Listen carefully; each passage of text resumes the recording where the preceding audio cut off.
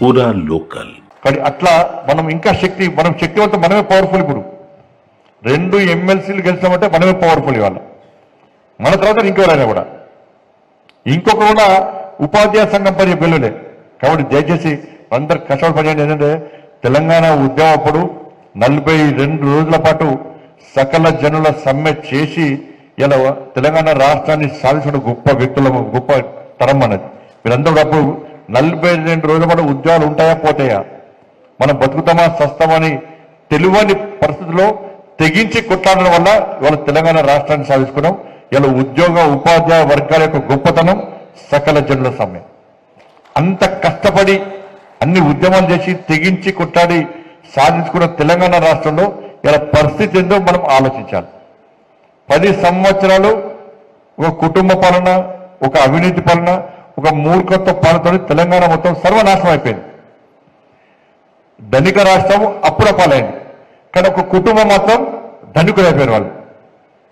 మామూలు పాస్పోర్ట్ దందా చేసి దొంగ నోట్ల దందా చేసే కుటుంబం ఇలా 1000 కోట్లు సంపాదించింది. అక్కడ బీదర్లా, మీ అందరికీ ఇన్నో చెప్పిన విషయం చెప్తా. బీదర్లా ఇదే టీఆర్ఎస్ పార్టీ అగ్రనాయకుడికి ప్రింటింగ్ ప్రెస్ ఉండేవారా. నాకు మొన్న ఢిల్లీలో ఒక పోలీస్ ఆఫీసర్ కలిసాడు.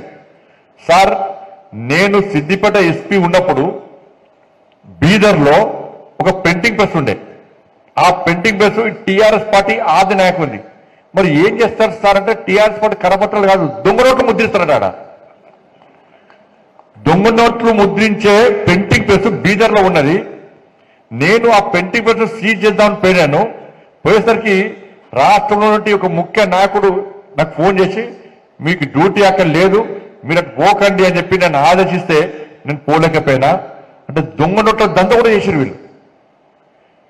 ఎన్నికలప్పుడు, ఉద్యమం అప్పుడు, ఎన్నికలప్పుడు బీఆర్ఎస్ వాళ్ళు టీఆర్ఎస్ వాళ్ళు పంచింది అన్ని కూడా దొంగ నోట్లే. మరి ఆ నోట్లు అప్పుడు ఎట్లా వెళ్ళిన, అప్పుడు దొంగ నోట్లు మనకు తెలియదు, కొత్త వాళ్ళకు పాత, వాళ్ళ ఎక్స్పర్ట్స్.